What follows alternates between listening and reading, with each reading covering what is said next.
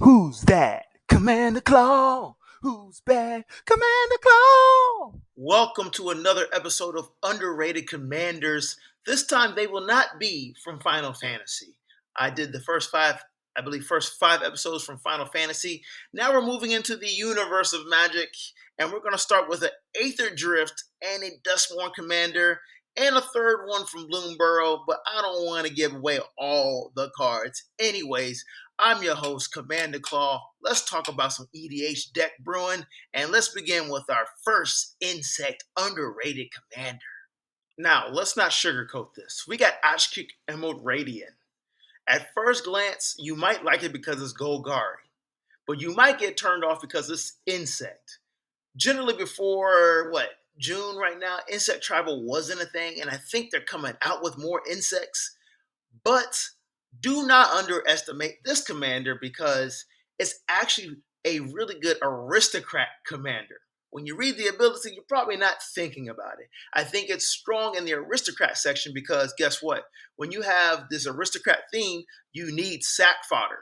And how many times have you played aristocrats and you didn't have enough creatures for sack fodder or artifacts to actually eliminate your opponents? You were always like one creature away or one artifact away.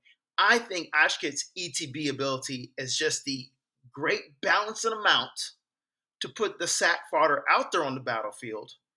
And you still have reanimation ability because your deck is going to be focused on the graveyard. That's what Golgari does. And if you're new to Magic, you may not be comfortable playing out of your graveyard. It is actually really powerful. There's a bunch of creatures in black and green that can just reanimate themselves, right?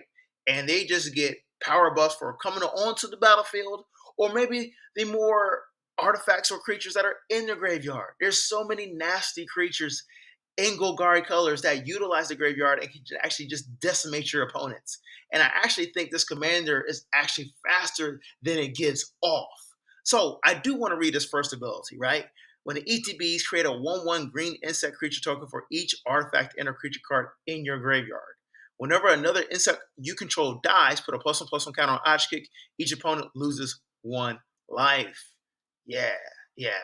Don't really worry about the insect tribal thing. There's a bunch of insect token generators, but I feel like they're all slow. But if you stick with the same consistent theme of creating just playing creatures that can put themselves in a graveyard or load up your graveyard, you'll definitely be fine. Try this commander out.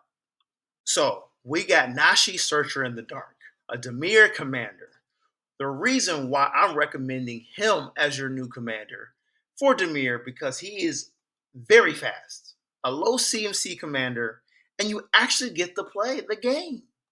I think it's very attractive to play the game. When I say play the game, you can actually start the game. You probably won't get mana screwed. You most likely will go to combat and deal combat damage early, and you actually get the combat payoff, and you can actually, pretty much impulse draw cards that you get to put into your hand, and you get the power boost your commander. It all starts at 2 mana. You don't get to do that often for a Dimir commander. To me, this is a Dimir beater that just starts out small, right? When y'all been playing Commander, right? How many times have you started a game and you got a commander like this and you were able to get 1 or 2 combats in for free? Felt good, didn't it? It felt good. That's why I think this commander is attractive. Do not underestimate him. And guess what? He becomes a threat because you can play or build your deck around him, adding equipments and auras that just make him stronger.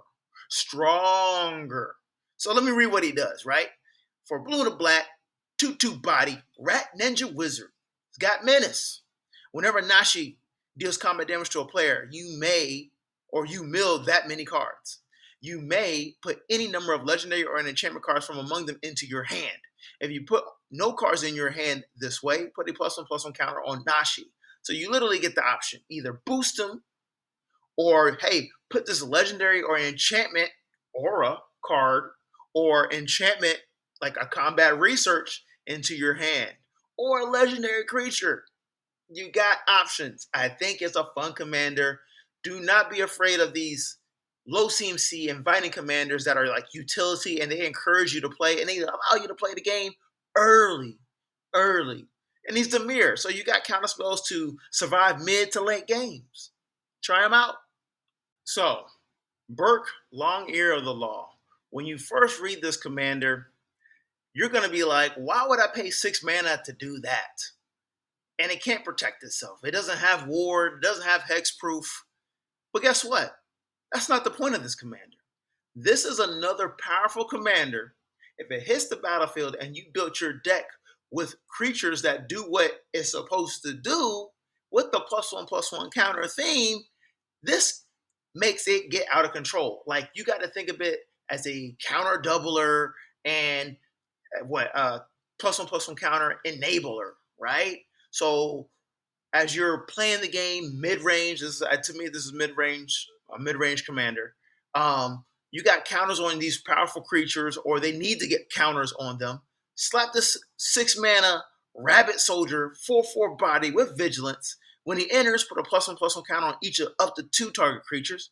Whenever a creature you control with a +1/+1 counter on it attacks, double the number of +1/+1 counters on it. What? You is a counter doubler in the command zone.